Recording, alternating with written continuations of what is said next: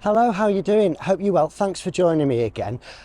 It's got to that time of year, I'm afraid, where in this part of the world, everyone is talking about winterizing. Winterizing their car, winterizing their bike, winterizing their motorbike, their shed, their house, whatever. And it got me thinking, it's time I started thinking about winterizing my photography and how am I going to go about that. So I thought what I would do is just put together a little video with some hints and tips that might help you as well if you're struggling to think about how you're going to keep photographing through this horrible part of the year. It's a bit of a joke really. I always say that it's winter 12 months of the year around here, but it's not really true. There is something of a summer and it is going to get wetter, colder, darker, more miserable for the next few months, so I need to be prepared. So what I'm going to do is I'm going to wander around town, take a few snaps probably, and talk to you about the 4 different areas that you can look at that can help you winterize. We will start off with number 1, which is the camera itself and obviously the film or whatever that you put in it. Let us head into town and I will start talking through how we can winterize our photography.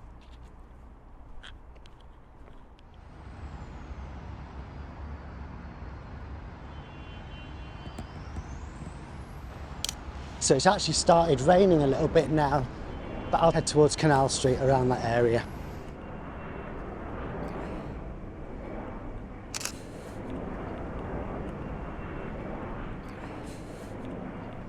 So here we are, my first stop in Stockport town centre, and we're going to talk about the camera and what we need to do to winterize the camera first of all.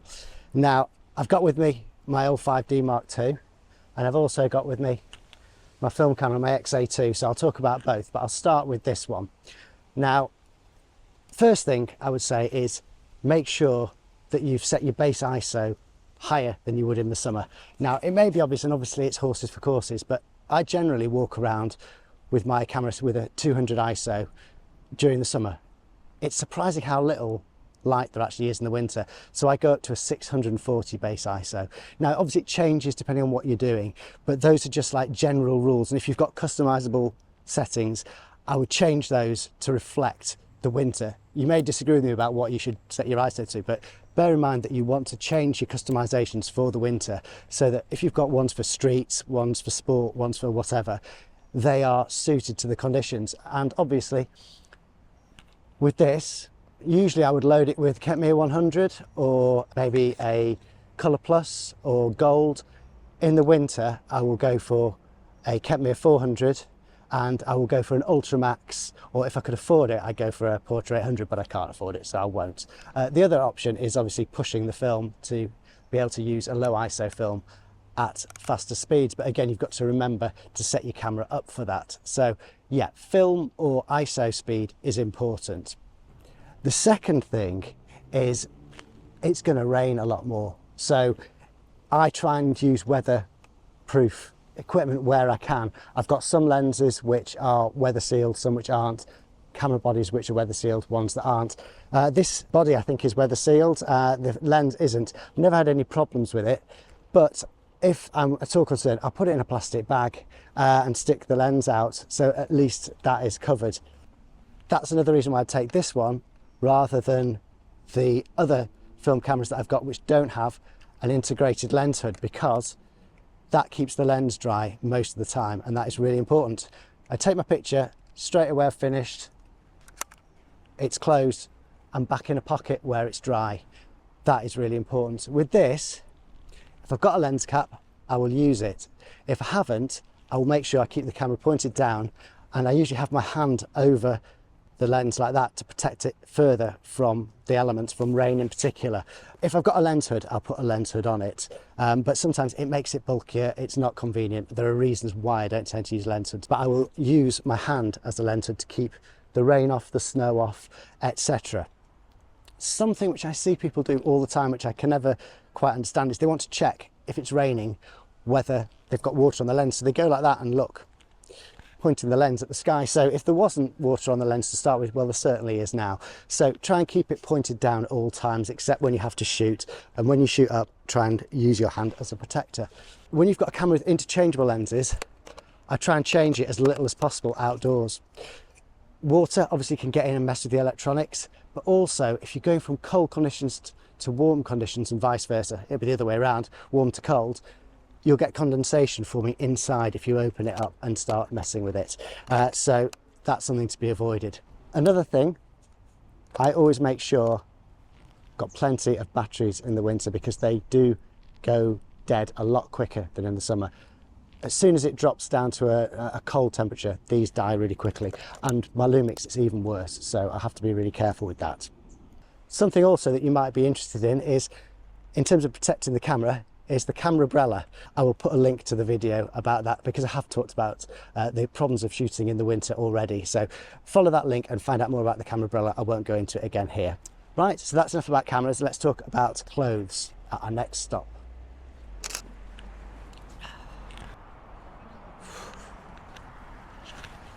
So, talked about camera, but the other thing that's really important is what you're wearing. Key thing for glasses wearers is this. I always wear a cap when I can in the winter, because it protects my glasses from the rain and I can actually keep seeing things. Again, the camera umbrella, check that out, is a really good idea, and that's going to keep it off as well. But in the absence of that, a cap is the best you can get, unless, going to my little bag of tricks here, swap to contact lenses, because contact lenses, you've got instant windscreen wipers with your eyelids then, haven't you? So I would wear contact lenses if you have that option. If you don't wear glasses, lucky you, but I do. The other thing I always have, that's just to wipe things down, keep things dry, and that plastic bag to put the camera in if it gets wet. So it's worth bearing in mind that there are some places that are immune to the weather. Under here, it can rain as much as it wants. It can snow, the wind can blow. I am here, but there's not very much to photograph, but there are still things. And I think this arrow and lamppost combo might make quite a nice shot.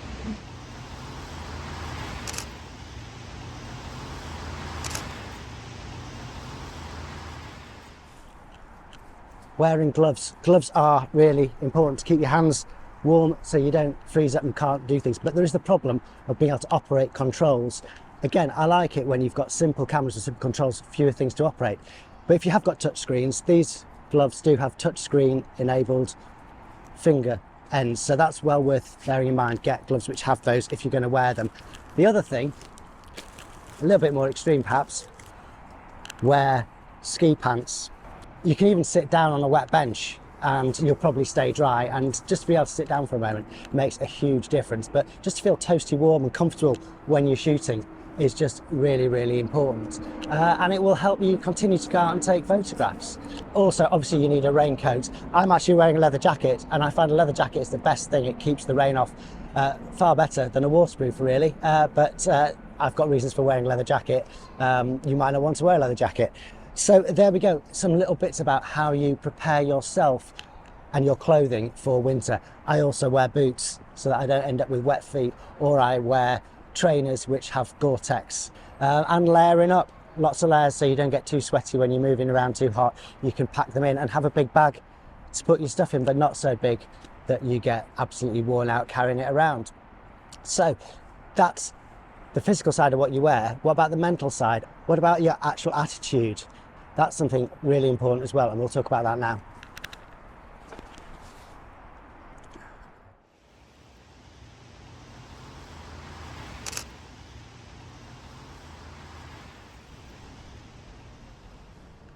So one of the things that often gets overlooked when you're thinking about winterizing your photography, if anybody actually thinks of it that way, is the most important bit, which is yourself.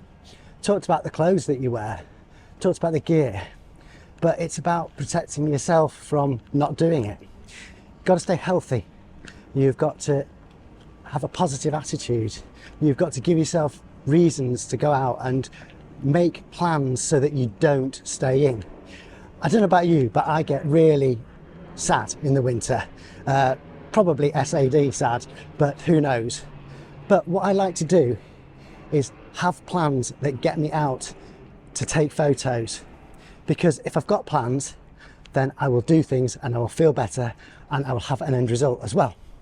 So look and see what events there are on. I know this comes into the bit about your subjects, which I'll talk about shortly, but yeah, make plans to go out and do things.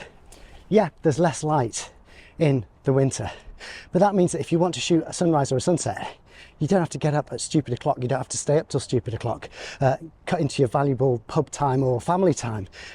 You can do it in the late afternoon basically, so make the most of that. Make sure that you do it. Obviously, eat well, stay warm. I like to treat myself, have a little caramel macchiato when I'm out doing a shoot, nip into McDonald's, have a burger, keep myself fueled. You need more fuel in the winter, so look after yourself and, you know, get plenty of sleep. All these sort of little self-care things that are actually really important to taking pictures. And feel inspired by looking at other people's work and, you know, not spending too much time looking at videos online, obviously except mine because they're brilliant, you need to watch those, but try and get out and do stuff. Don't change your photography completely so that you do indoor stuff or you just spend the time doing research, because getting out and about is really important. Getting the exercise keeps you fit, keeps you healthy, keeps your mind working, and yeah, I don't want to stop going out in the winter and doing what I do just because it's a bit more uncomfortable. Usually once you get out there, you feel okay and you actually enjoy it, and it's great to come home again, isn't it? Isn't it nicer to come home when you've been out than just to be at home? So if you can, and I understand there are people who can't, and you know, that is really tough, and you've just got to cut your clothes according to your cloth and make the best of it.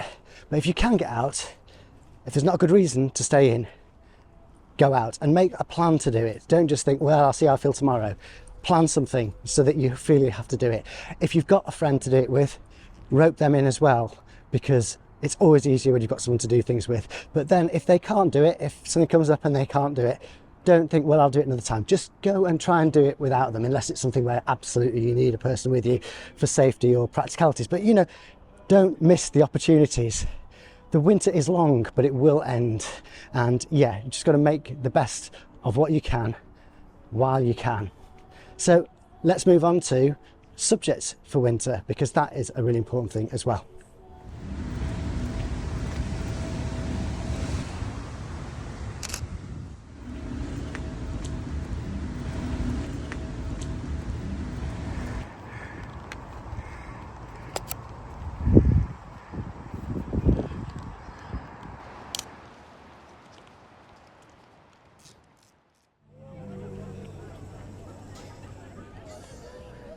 So yeah, the fourth thing I want to talk about is the choice of subject.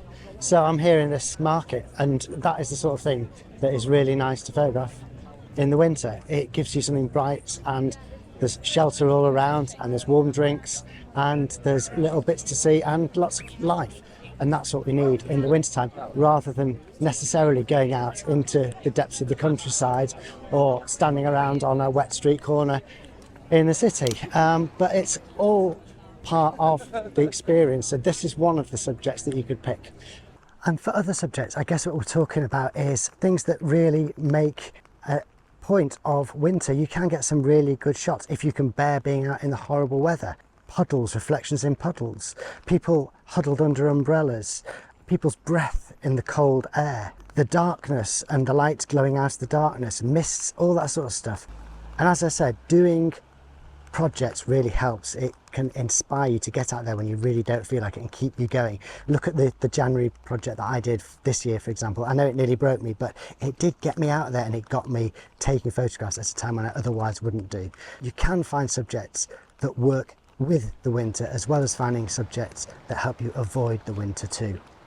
Some places look grim at the best of times, and you might as well make them look as grim as you can. One of the things I forgot to mention about wearing a cap, it's fine when you're doing it like that, but when you're like this, it pushes it up. It's fine when I've got the little camera, that slots in nicely, but with a big one, it's much better to wear contacts if you can.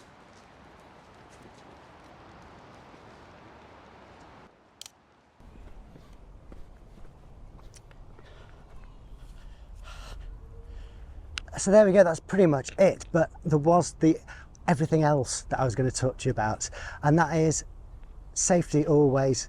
In the winter it gets more difficult, it's slippy out there, it's dark, there aren't as many people around, so do be a bit more careful and circumspect about what you're doing. I know I said it's really important to get out and do stuff, but sometimes you just can't, or you're ill, or it's just too unpleasant out there to want to do it. And you can watch a film or a DVD or a download of something that inspires you with good cinematography, or a director that you love. All this sort of stuff will really help you. Remember that the season will end, things will get better, and it will be pleasant to be out there again. The other thing, obviously, if you can afford it, get the heck out of this place, go somewhere sunny. But there are all sorts of things you can do in the winter, and I hope you make the most of it as I intend to. But that's it for this time. Next time you see me, I'll be putting all of this into practice. But until we meet again, take care of yourself, enjoy what you're shooting. Bye for now.